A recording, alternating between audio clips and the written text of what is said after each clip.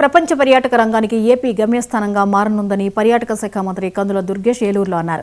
రానున్న 4 ఏళ్లలో ఆంధ్రప్రదేశ్ పర్యాటక రంగంలో మొదటి స్థానంలో నిలిచేలా కృషి చేస్తున్నట్లు మంత్రి దుర్గేష్ చెప్పారు. కేంద్రంతో చర్చించి ఏలూరు పట్టణానికి సంగీత, నృత్య కళాశాల మంజూరుకు కృషి చేస్తానని ఆయన హామీ ఇచ్చారు. 5.25 కోట్ల రూపాయల ఖర్చుతో ఏర్పాటు చేసిన పురావస్తు మ్యూజియంను ఏలూరులో మంత్రి కందుల దుర్గేష్ ప్రారంభించారు. ఈ ప్రారంభోత్సవ కార్యక్రమంలో ఏలూరు ఎమ్మెల్యే బడేటి రాధాకృష్ణయ్య, దెందులూరు ఎమ్మెల్యే చింతమనేని ప్రభాకర్, జిల్లా జాయింట్ కలెక్టర్ ఎంజే అభిషేక్ గౌడ్, ఏలూరు నగర మేయర్ షేక్ నూర్జహాన్ ఇతర నాయకులు పాల్గొన్నారు.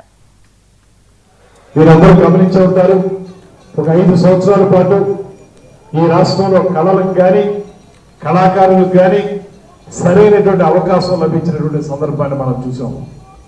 ఉగాది పురస్కారాలు కానీ, కందుకూరు వీరేశలింగం గారి పేరుతో ఏర్పాటు చేసినటువంటి పురస్కారాలు కానీ, ఇతరత్ర సాంస్కృతిక కార్యక్రమాలు కానీ ఆ 5 సంవత్సరాల కాలంలో మచ్చు కూడా కనపడినటువంటి సందర్భం మనం గమనించాం.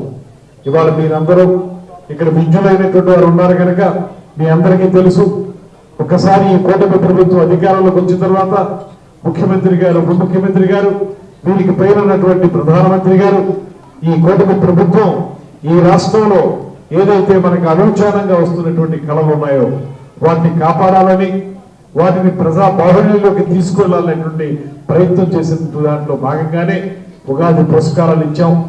అదేవిధంగా కందుకూరు వీరేశలింగం మంత్రులు గారి పేరుతోటి వెలసినటువంటి నాటకరంగ దినోత్సవాన్ని నిర్వహించుకున్నాం.